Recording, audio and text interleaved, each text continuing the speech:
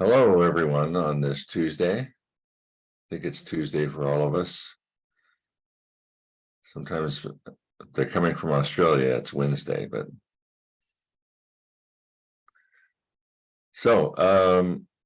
okay, today's teacher Q&A day. So I'll take questions about any old thing, and but I have to tell you, what's been on my mind over the last, I don't know, week or two is this these things that the Buddha and Buddhists talk about all the time called wisdom and compassion. And I don't know that we've ever really, it's mentioned a lot, but what is wisdom and what is compassion and how does it express itself in life? So you don't have to talk about that, but that's what's been on my mind, particularly when I talk about, or when I read the news, right?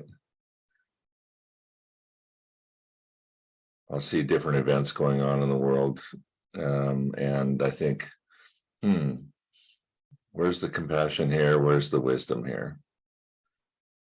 And not sure I really see it much,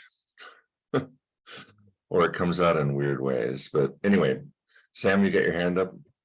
What's up, dude? Well, I'm real interested in this topic, Bruce, and I'm real interested to hear what you have to say. Because I was listening to the recordings of the past retreat with money and with fear this weekend and stuff. Yeah. And it's just crazy. Roshi speaks about the voice of fear and the voice of fear and owning it and stuff. And we forget in Zen that the gift is to give the gift of no fear. And had I not known that, I'd have been like, oh, the goal is fear. Well, how stupid is that? But I mean, in some strange way, having wisdom and compassion for myself in this kind of silly spiritual, not knowing what the heck to do with myself, it seems like a real fundamental, component of what we need out there in the world. Because a lot of people might not be confused, like Sam's confused about Zen, and the whole point is to give the gift of no fear. So own the fear or something like that. But there's something real insidious going on in our society where there is an inability to own or to embody a whole lot of the stuff that Roshi's trying to teach and that we speak about here with Konzion. And I would have a hard time getting a grasp on how exactly wisdom and compassion fits into it. But I know I need that in my own life. So I'm real curious to hear what's been going on for you about this and what comes up, because just getting into the fear so I can get to know fear and just having my eyes opened about this is just like, if I'm struggling this much, it must be sort of a more global thing that I don't know if there are many people in society reaching out and saying, here, let's give voice to this. Let's own and embody it. And which I think there needs to be a lot more of our work out there in the world. But I don't know if that brings up anything for you, but I just realized what a huge revelation it is, like to even start talking this way and feel the feelings in my chest and go, well, I don't have an open heart at all. Wow, yeah. How far off track am I? Well, of course, the Buddha said right off the bat that, life includes suffering, and the suffering is universal. And, and I think, it causes a lot of confusion, dualistic thinking, conceptual thinking, is just full of confusion. And I think we're all confused a little bit or unclear about our own wisdom and our own compassion and what does it really mean, and how then, if we have only a partial understanding or experience of those things, then how can we hope to apply it, in real life situations? And so that, I think that's the problem, Sam, is, what is it, and do I have enough of each, or are there shadows that come with where I'm at, and all those kind of things. So yeah, let's get into that. Peter, I see your hand up too.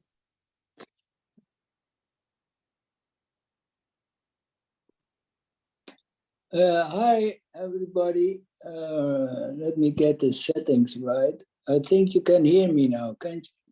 Yes, I can hear you. What made me raise my hand was when you said, yeah, what do we know? And like if you see the political systems, well, we have here in Holland quite an exciting time, because maybe some of you know our Prime Minister, Yeah, Mark Rutte. yeah, He stepped down, and yeah, that's quite a big thing. But what's happening now is that the whole field is moving, and yeah, it's quite exciting actually. yeah. I did read. Uh, He's been there for quite a while, right? 10, 12 years. yeah, and he visited your president, and so that made me think as well, because our king Willem-Alexander, he gave a very strong speech a few weeks ago on slavery, which is a hot topic. So that are things that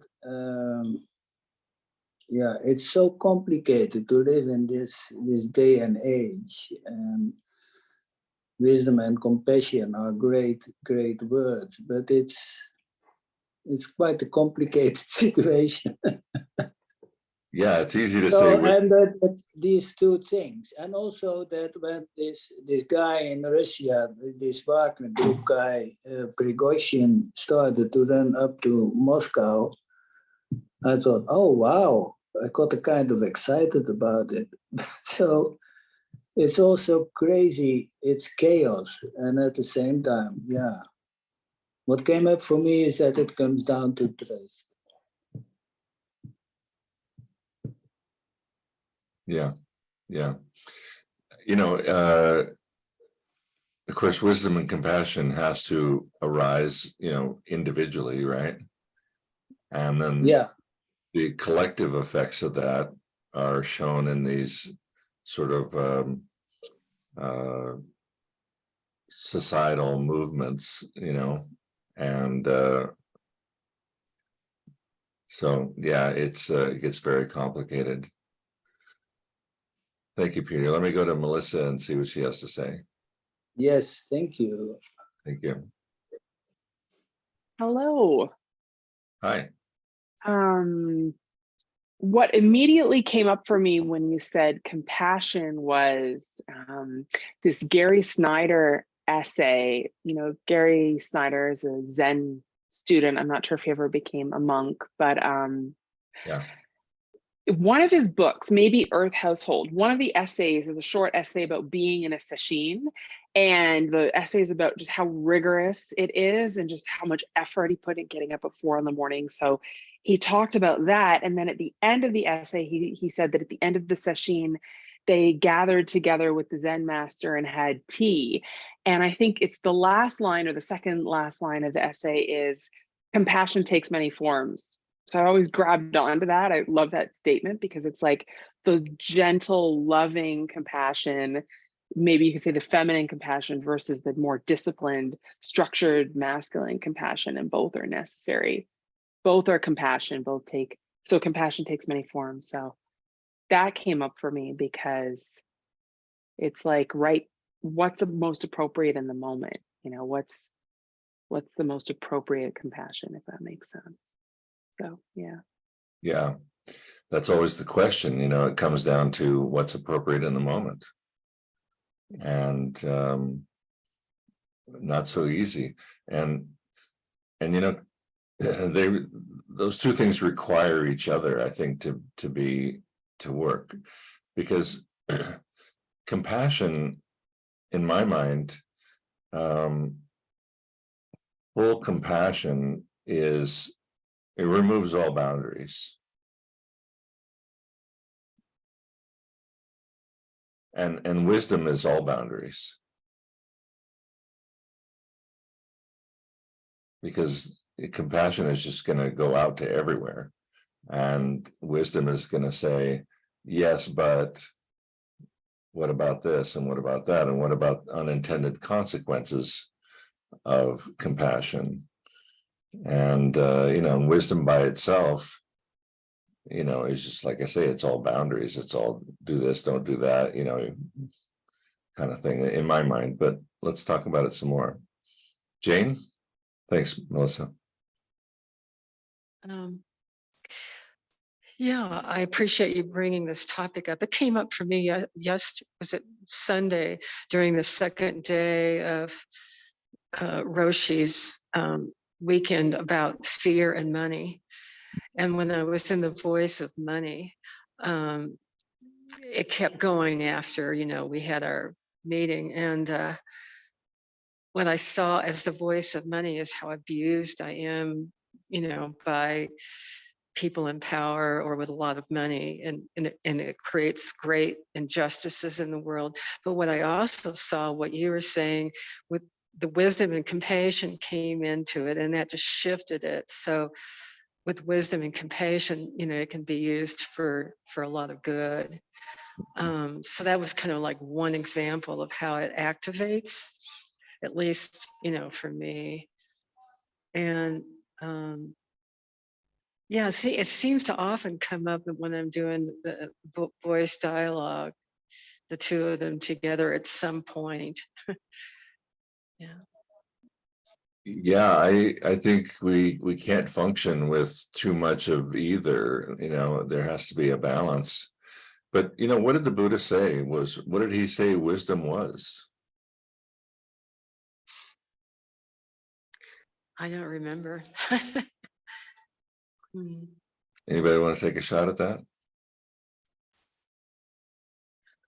It's not a stitch in time saves nine, or any of our common little nuggets of wisdom. Those are all good, of course, but what did the Buddha say wisdom was?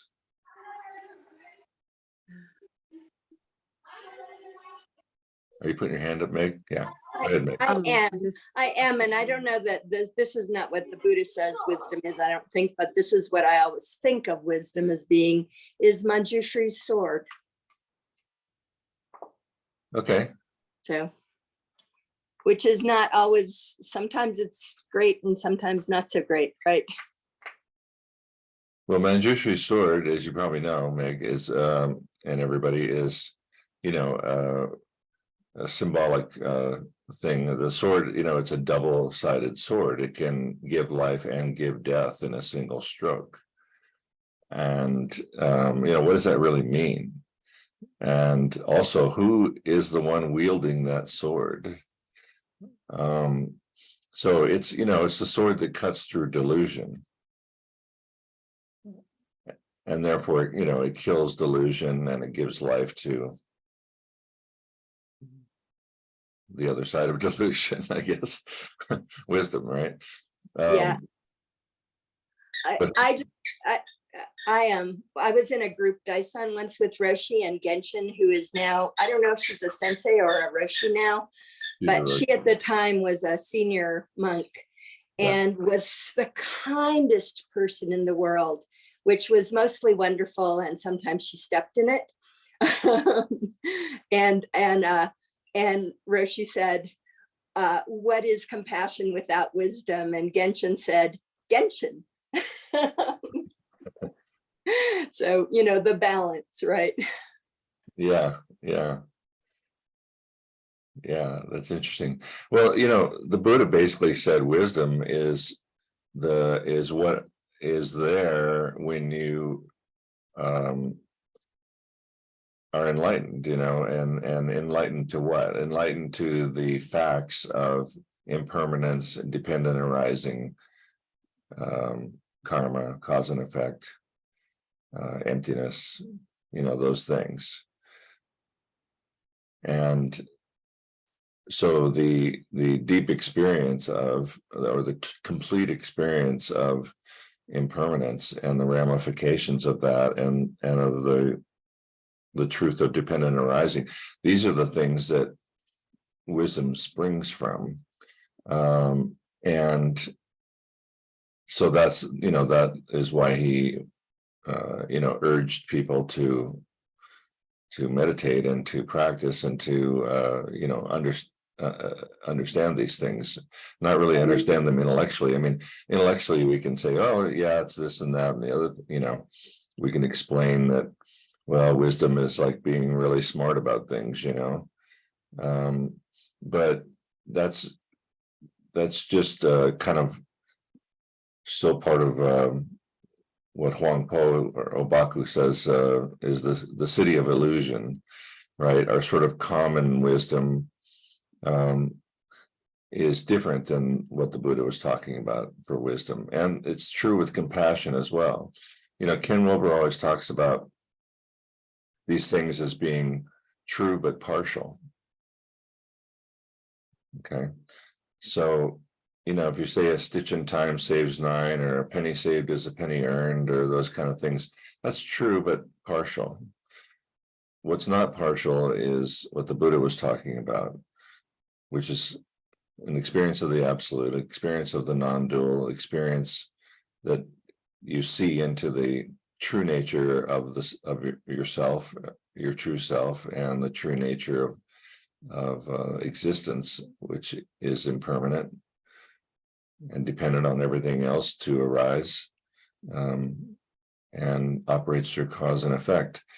So at that same time, compassion arises at the same moment, because you suddenly see that everyone is in the same boat. We're all seeing the world dualistically. We're all seeing things partially. Our view is true but partial of the world.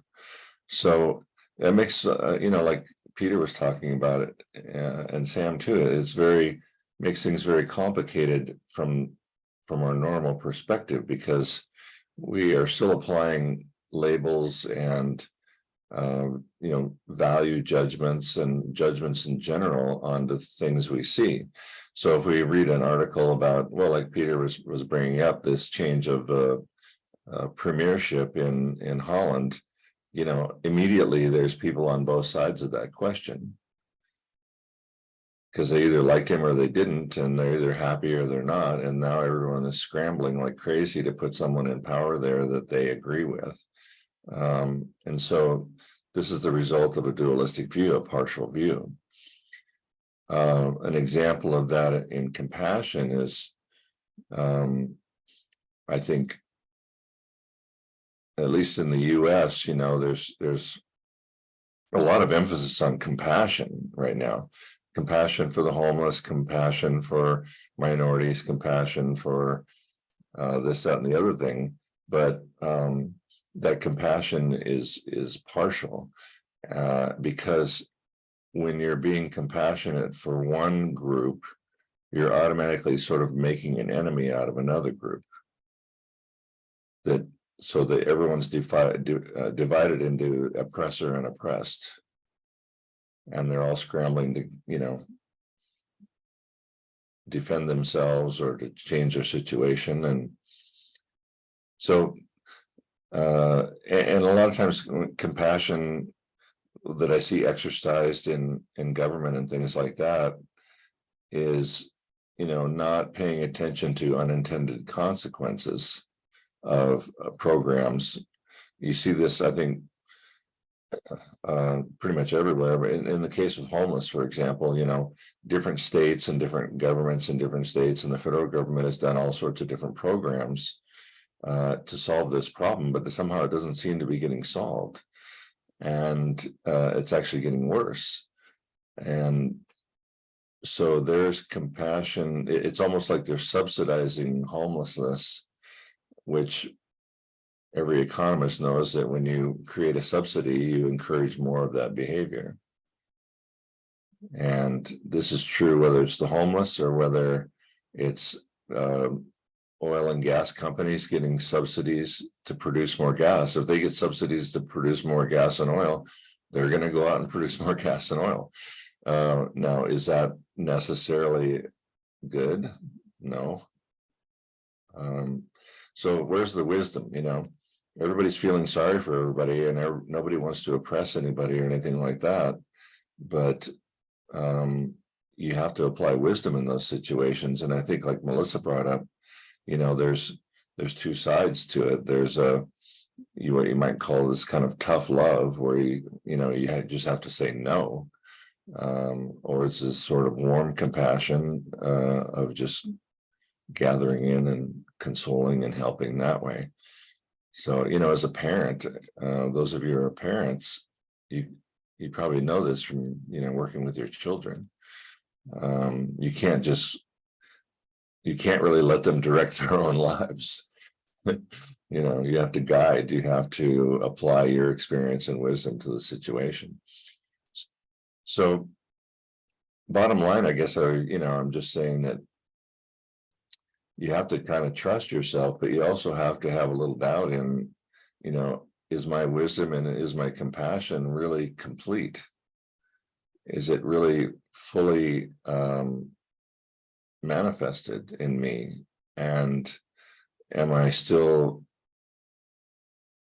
caught up in dualistic thinking that way? Well, the whole reason we practice Zen and everything that Roshi is about is, awakening to these original principles that the Buddha put forward, and then the rest kind of falls into place.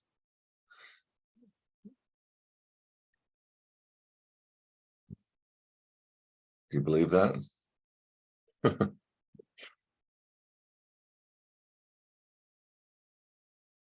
And we can only do it for ourselves. We can't do it for anybody else. Yeah, Jane, go ahead. Well, I wanted to respond to what you were just saying, and also something that Peter raised about the complexity of the world that we live in. And one thing that helps me with that is Ken Wilber's integral theory, about developmental stages and how, he's a practitioner too. Yeah. We evolve, the cosmos, humans, and everything out there evolves towards greater complexity. And so sometimes when I'm struggling, I try to remember that. It's impossible to have the whole truth of anything. And certainly even more so in such what Peter was saying with so much complexity. And it just helps me to remember those different perspectives on that evolutionary scale, because then I can kind of locate where I'm arising in the moment and where somebody else might be, their center of gravity. And so I just wanted to mention that. Yeah, no, Jane, I'm a big Ken Wilber fan too, but I have to say his system is pretty complex. It's very complicated. He's trying to, along with spiral dynamics and all that, but it is helpful, I think, in sort of understanding, day-to-day things in the world and people you run into. But I think as a kind of hobby or intellectual exercise, it's really fun. And I really enjoy Ken's work. I've read pretty much every one of his books. I've been with him a number of times as well. And yet, how do you apply that? So like you say, if you're in a situation where you're talking with someone and it seems like you're sort of flying at different altitudes and can't really hear each other, can you come up with a way to bridge that gap, and not in a way where you're teaching the other person necessarily, but where you can finally communicate. I think that's a huge problem, right? Communication in the world, and everybody's squawking all the time. I mean, the news channels, the newspapers, the social media, everybody's got an opinion, right? Well, we know this. The Buddha pointed this out 2,500 years ago, and that all our opinions are partial. And I would offer that the Buddha might say that, well, the world's only seems really complex because you haven't you haven't seen these original truths. Because seeing those things makes it incredibly clear. And I think that's true. I think it's true. And everything short of that is still going to have this problem of dualism.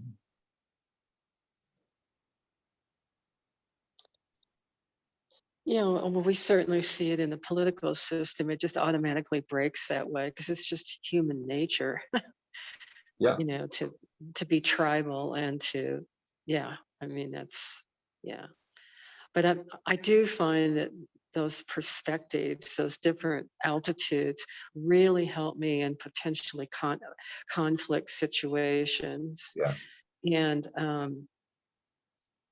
I can actually use some of the vocabulary of another altitude to Yeah. establish more of what you're saying, some real contact with somebody, Yeah. rather than, you know, just opinion making, which is what we specialize in this country. So Well, I it's not get a just lot this of, country.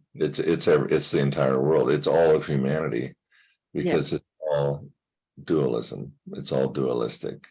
This is the world of samsara. You know, this is what the Buddha pointed out at the very beginning. And the solution to that is to get beyond that. And then train yourself skillfully to even use that knowledge, you know, even after, you know, well, I'm trying to think, I think in the service book, the chant of the relative and absolute, it says, you know, an encounter with the absolute is not yet enlightenment, because even after you see these things, it requires further training to be able to express it and to apply these things in the day-to-day situation. You know, if you're getting in an argument with someone about the Second Amendment and their ability to have a gun, you know, you're going to get people arguing one side or the other from all sorts of different perspectives. And you can't just walk into that argument and say, well, that's, you know, you guys are all thinking dualistically and da, da, da. You know, you have to be able to make a case on one side or the other, or reconcile the two somehow. well, you know, where I go with that particular example, I go Mhm. straight to fear, because that's what both sides have in common, is fear. Yeah. Because that's what, from my perspective anyway, as limited as it is, that's the deep-seated thing that's not, if we were to be able to bring that up into conversation, the fear on both sides, what we're afraid of, that really could, when I have conversations like that, it can sometimes shift things. But Yeah. yeah, It can. and just drop the particulars of the debate. Yeah. Well, everything, you know, everything is driven by fear, Yeah. you know, and yeah, all of it. But fear comes from dualistic thinking. Yeah. So Can I say something to that real quick? yeah, please go ahead, and then Peter after that. I'm real excited about this, Jane, because we're talking about fear on both sides and things. And my default position is I just don't get it. I can't grasp it or whatever. But this teaching about bodhicitta is coming up in another Buddhist thing that I'm reading about. And I don't know how to cultivate the good heart or bodhicitta, or it all sounds like words to me. But for some reason, this conversation today is getting into this voice of fear about the bodhicitta, or my own fear that I don't quite know how to do it or what to do. And it doesn't just feel like blankness, like, oh, I shut down, I don't know what to do, and that's it. It's a very alive don't know. Like I could actually grapple with it somehow. It's not easy, but I get more movement on bodhicitta than, oh, that's just another nice Buddhist concept, whatever. So I appreciate that for what it's worth, you know, and it's helping me to at least settle back and get into my heart and notice all the stress that's there that I had not acknowledged, and maybe be able to make something useful right on with the wisdom and compassion. you know. So that's where I'm at, and I appreciate that conversation. Thank you, Sam. Thank you. Peter? Uh, wrong. Wrong. Well, that came up when Jane was talking about the complexity in the world. It is so, what I realized recently is that Roshi is only talking about cutting the conceptual mind.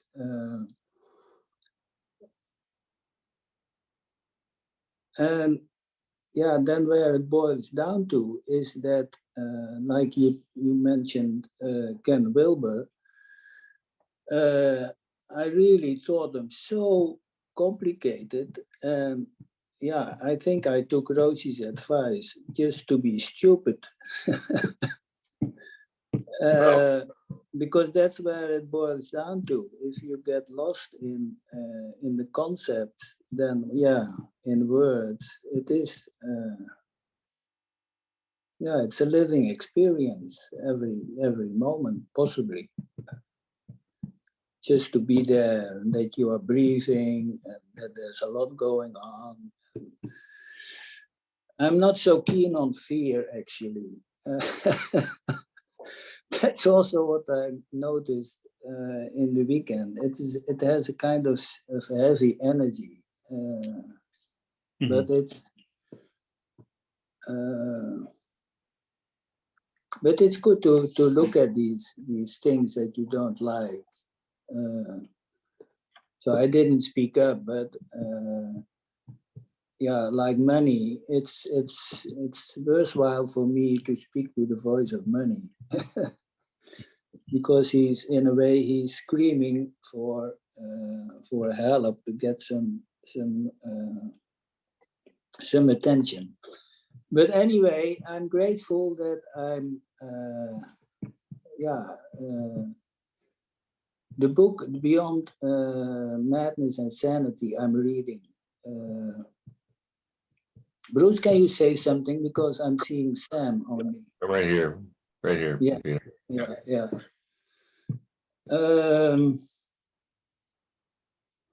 And it's interesting. It's all about this, cutting the dualistic thinking, and then just be present, and then it's all there.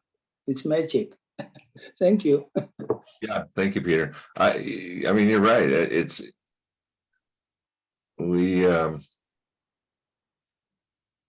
the entire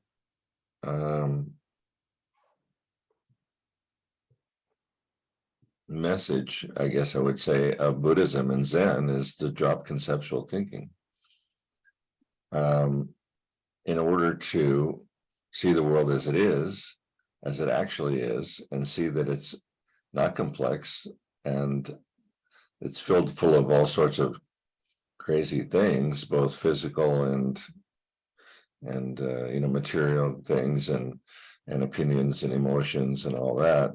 But as soon as we start to name and divide those things up, then that's samsara. That's then there's one pitted against the other. Up is pitted against down. Left is pitted against, compared to or relative to or pitted against right and wrong, good and bad.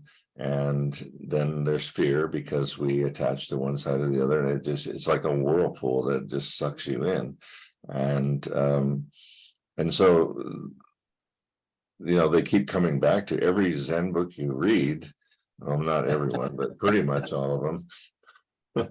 Some of them are a little off, I think, but is this point of dropping the conceptual mind, and not forever, but long enough to see things as they are, and to gain that true wisdom and true compassion and knowledge of the true nature of self, which is also impermanent, and then build it back up from there. And on that, on that foundation,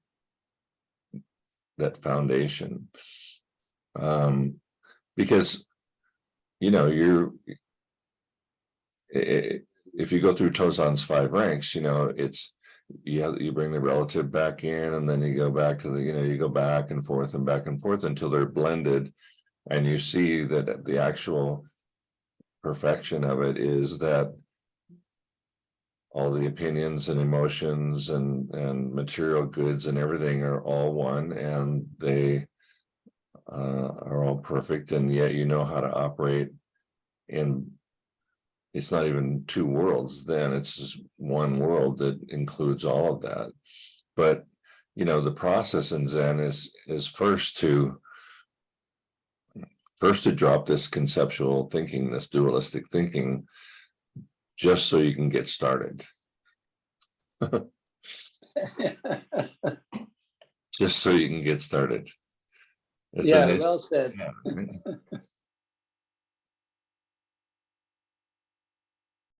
And you know, things like the Eightfold Path and you know, meditation and you know, the precepts, all these things are just kind of guidelines, you know, to prepare the ground, you might say, for getting in touch with the absolute or the non-dual, and seeing it, even though it's right in front of you all the time. It's what you experience all the time. It's just that the relative world comes in an instant. If you think about it, it's very much sequential. You know, when I see something or hear something, I'm just hearing, there's just sound, there's just sight, there's colors, shapes, and that is the actual world. And then an instant later, I'm going, oh, that's a computer, and this is that, and this is that, and I like this one and I don't like that one. And immediately, like within really a fraction of a second, we apply this dualistic map and language on top of it, and that's when all the trouble starts. So this is why, you know, they say you're already a Buddha, you just don't know it, because you're a Buddha, but then you go, you know, you apply this dualistic map to the top of it, and you're instantly separated from that.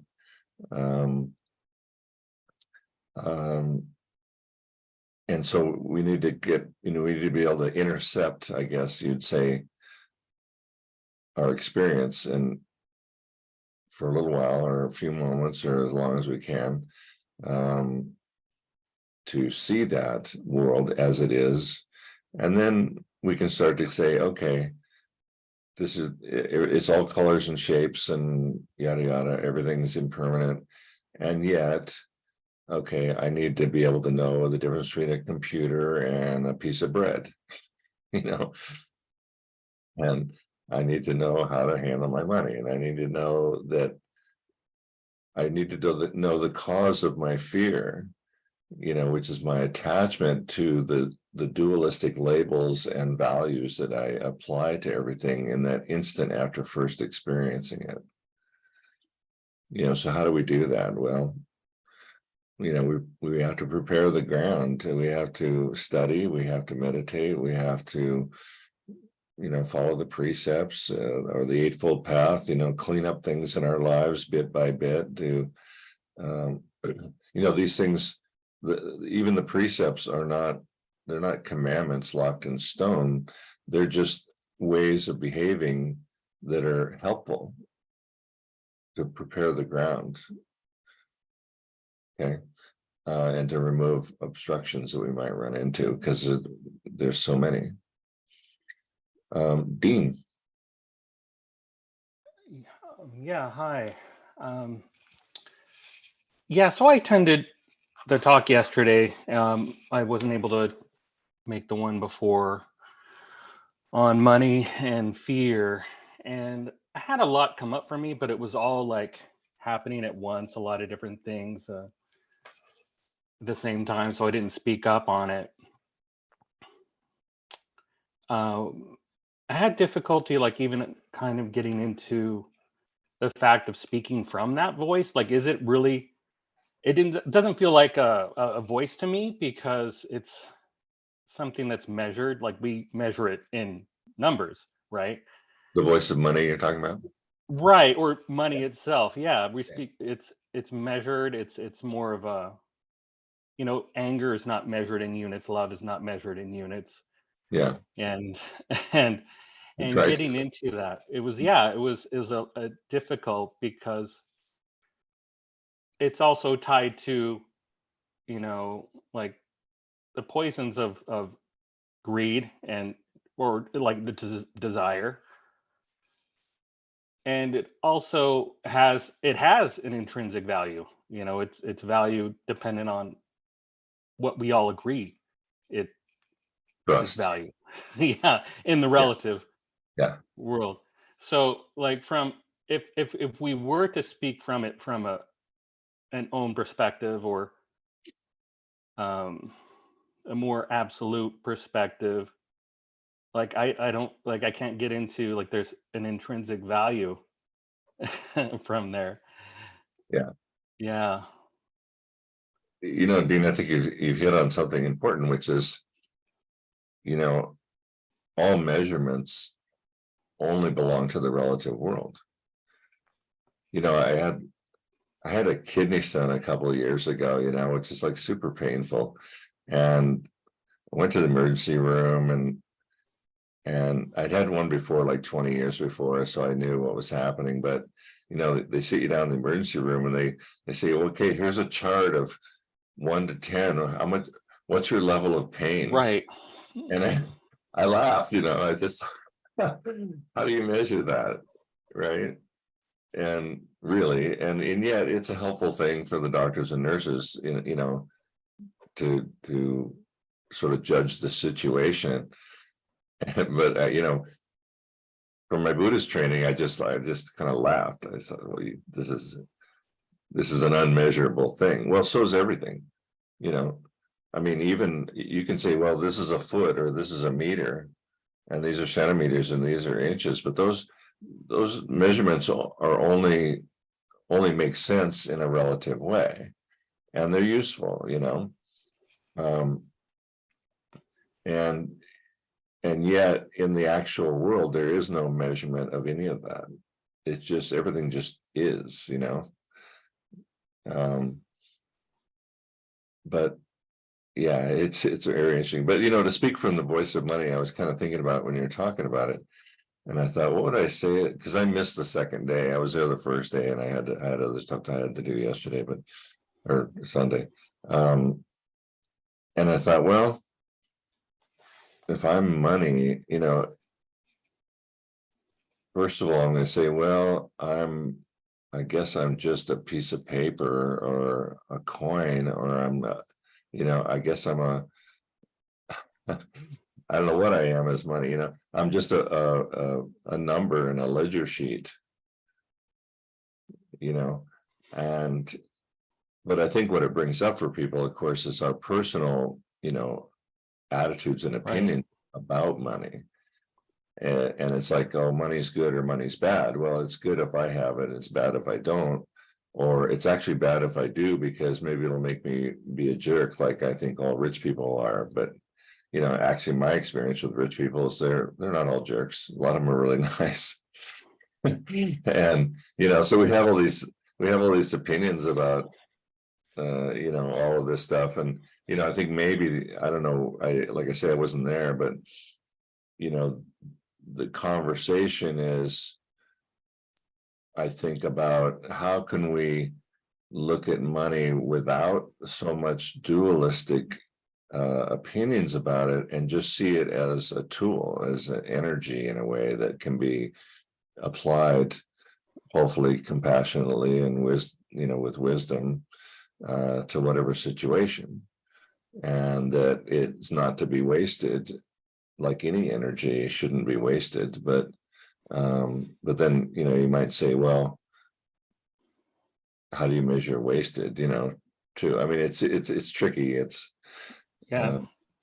And it comes to, like, with wisdom and compassion, is one person's idea of wisdom in that moment in regards to money is may be seen as foolish, or and it also from an integral perspective, like what developmental stage they're at, Yeah, they may be using or misusing yeah, money, and it's and if you were to go the whole integral route and looking at uh Enneagram, like deceit, how our core way of looking at the world plays yeah, into it.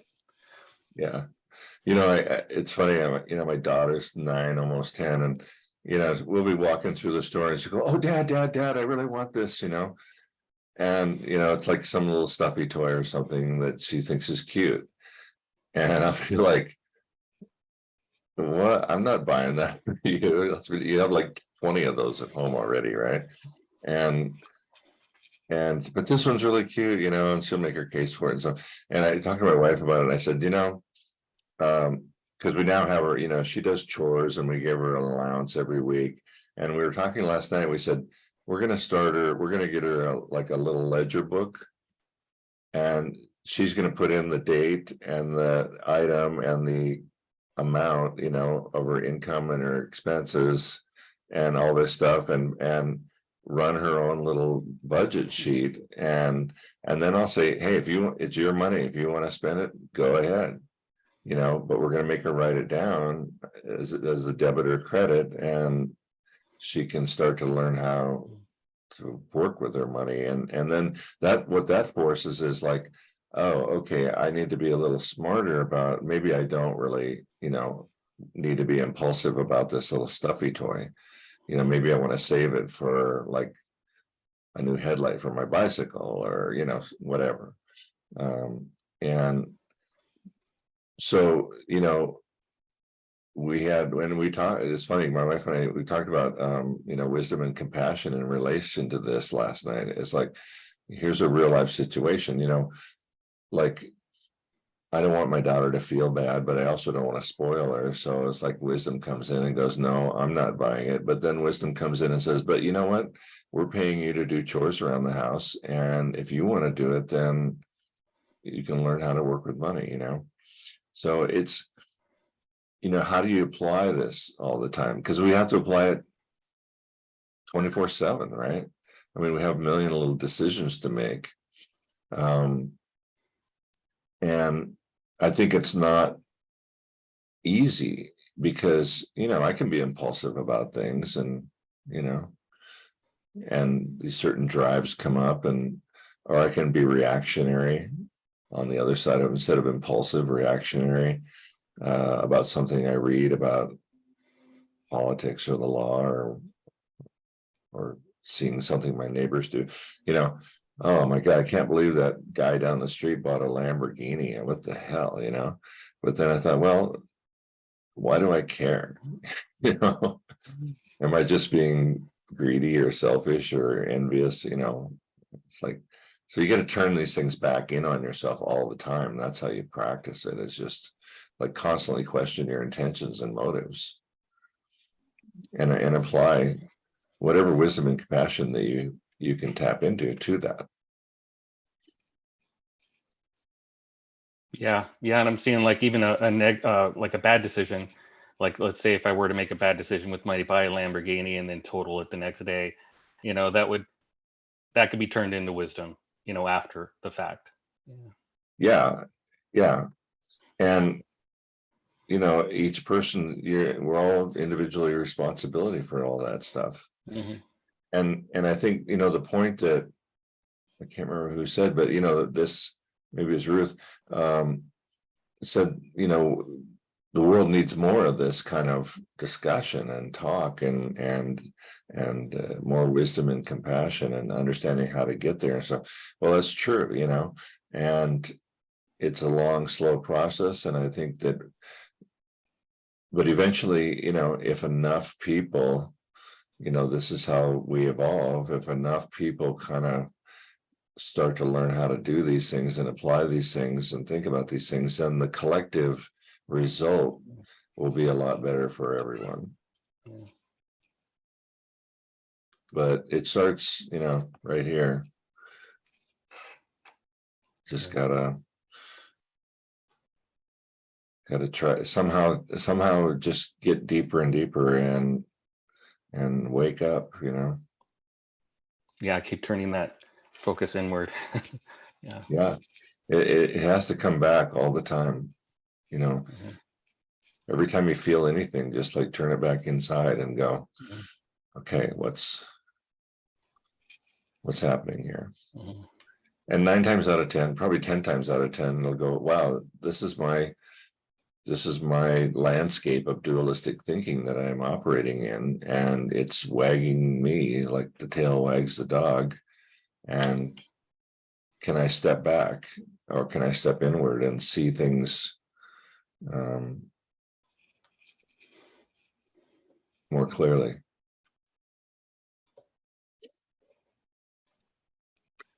I think I said a couple of weeks ago in one of my classes about the word clarity, actually. You know, clarity, some people think clarity is that I'm really clear about my screwed up opinions, you know. You know, or I'm really clear about my opinion about this. But actually, clarity should mean for us Buddhists that we're clear about impermanence and dependent arising and karma and wisdom and compassion and these things that we're studying. That's real clarity.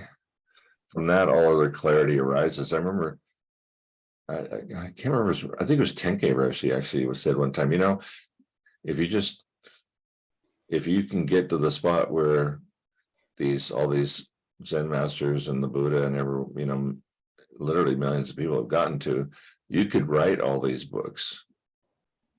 It would just come out of you. You would write all these Buddhist books, you know. You could write a sutra, you could write you know, because that's where it comes from. It doesn't come from the outside in.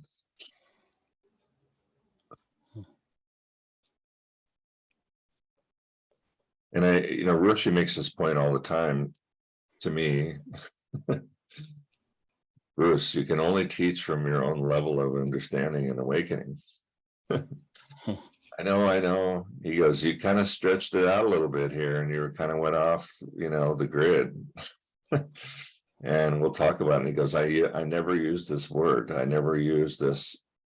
This is not, you know, good teaching. So I'm really happy for the feedback from him. But yeah.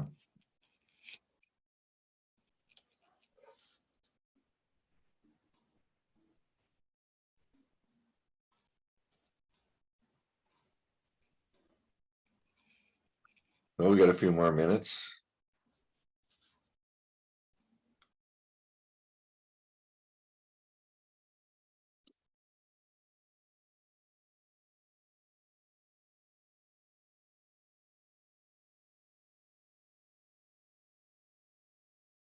John, I haven't heard from you in a while. How you doing? Yeah, fine. Thanks, Bruce. Yeah, I was going to ask. It's probably not a very relevant question, but it might be actually. But how do you see the? Can you hear me? Okay. How do you see the future of AI kind of affecting human consciousness and everything else? They're talking about AI being coming up to human consciousness levels within the next year, and then surpassing human intelligence. So I don't know how that's going to affect everything. I know it's a bit of a strange question, but Yeah. I don't know. It's a bit of an extreme one. But I follow that stuff. I don't know, you know, AI. I mean, my imagination can run wild on that one, but basically, I don't know that it's coming up. You know, it's not really coming up with original thought, at least not yet. And so it's basically just it's like a super amplified Google, you know, kind of where you know, they have to train them. They have to. As a matter of fact, I think several companies are suing some of the AI companies like Twitter and Meta and some of those, Google, are suing the AI people because they're scraping data. They're getting all the data off of these platforms in order to train their AIs. And actually, there's some authors and people who have intellectual property who are now suing them too, saying, you stole my intellectual property and put it into your AI machine, and I want to get paid for it, you know? So in a way, I think AI, at least so far, is kind of still garbage in, garbage out in a way. And I think it's really super useful for certain applications. Like I know that you know, farmers and manufacturers and things like that can help them create greater efficiencies. But I also read that in Ukraine, they have a whole group of 120,000 or so people in all these little areas around the country that are helping with the war effort there through their knowledge of computers and communications and all that. And they've built AI machines there to interpret all the battlefield data so that their movements and their attacks and defenses and things like that are even more accurate because of it, because the AI can go through so much more data so much more quickly than the human can. And there's so much more data to put in. So I like anything humans invent, I think they can be used for good or evil. But a friend of mine and I finally came to the conclusion on this, that I'll be worried about AI when it thinks it's when it has a sense of self. Okay, which in other words, it becomes selfish. Well, they're talking about it, aren't they? I mean, that's what they're talking about. It's going to propagate its own survival against the human survival, really. So, I mean, that's what all the Elon Musk and everybody else are talking about, aren't they? So, it's actually going to be its own entity, basically. Yeah. So, well, I mean, sorry, it's a bit of a left field question, but it was just in terms of human consciousness and everything else. I wondered how. Yeah. It would. I don't know. I hope I live to see the day, you know. I mean, I hope I live forever and watch all of this, but but I won't. Maybe my daughter will. I don't know. But yeah, it's an interesting question, all that. I've You know, been asking ChatGPT a whole lot about big mind and about this and that lately, and nothing can ever, I don't think now or ever, surpass the human input into this situation. You know, at a certain point, it's a very useful tool, but nothing's going to replace like what we're doing here, or what we're accomplishing, or me being shown what I'm not accomplishing in a way through real human, like Peter going wrong about fear. Nothing's going to replace that, you know. Yeah, you know, I mean, if an AI machine or whatever you call it becomes selfish, then I think it then also has the potential to become enlightened too. Once it drops the self. So we'll see. Anyway, maybe let's leave it there. Okay. Oh, Thanks, Bruce. Bertha? Well, I was just thinking about wisdom and compassion. Yeah. Compared to IA or IE, how do you say? Yeah. Yeah. That's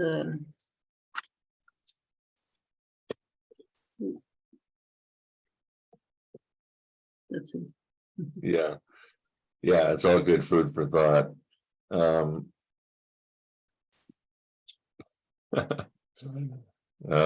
My classes always go crazy like this. It's great. I love it so much. I really enjoy seeing you guys all the time, and I guess we'll call it a day, and thank you so much. We'll see you. Oh, by the way, I was supposed to be on Thursday night, but I have a family engagement, so Mary Ellen's going to be on Thursday night. Okay, so show up for her. Thank you. Thank Very you. cool. All right. Thank Bye. you, Bruce, and everyone. Yep.